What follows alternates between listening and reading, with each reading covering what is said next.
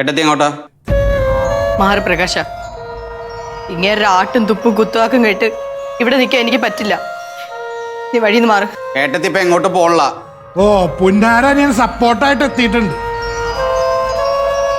അതെ, അനിയൻ കുറച്ച് സപ്പോർട്ടാന്ന് കൂട്ടിക്കോ. പ്രകാശ, എന്റെ പേരിൽ നിങ്ങൾ വെറുതെ വഴക്കിടണ്ട. ഞാൻ പോയേക്കാം. നിന്റെ പേരിൽ വഴക്കിടലല്ലടി ഞങ്ങളുടെ പണി. നിന്ന് കഥാപ്രസംഗം പുറത്തെ ഇറങ്ങി പോടി.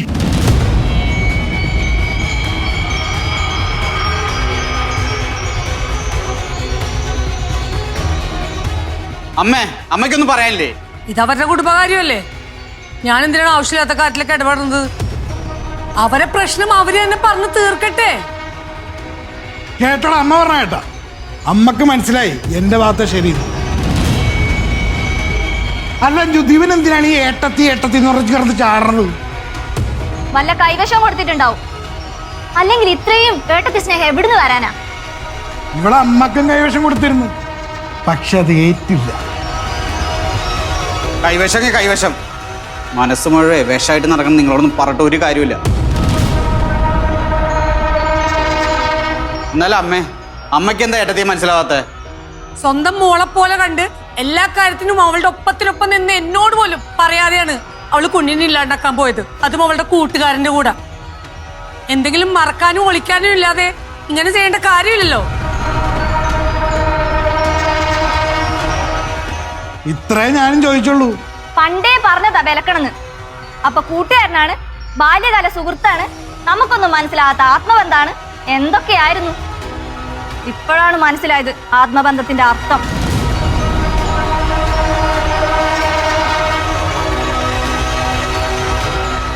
ഇപ്പൊ ആ കൂട്ടുകാരൻ എവിടെ?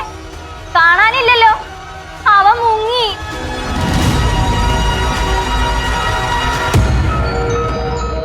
പ്രകാശ, ഞാൻ പോവുക.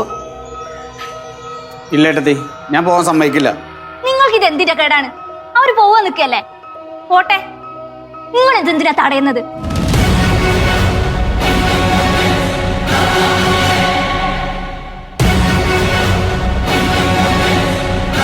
അതോ നിങ്ങൾക്കും അവരെ ഇനി കാണാതിരിക്കാൻ പറ്റില്ലെന്നാണോ?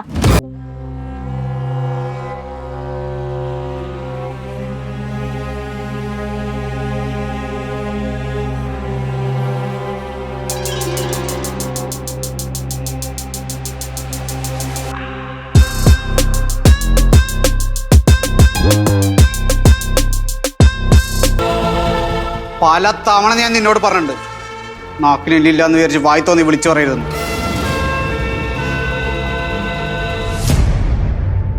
ഏട്ടത്തി പൊക്കി വിടുന്നു.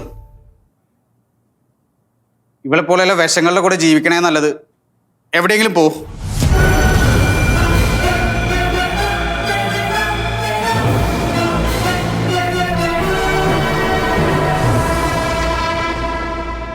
പൊയ്ക്കോ ഏട്ടത്തി, ഞാനീ തടയില്ല.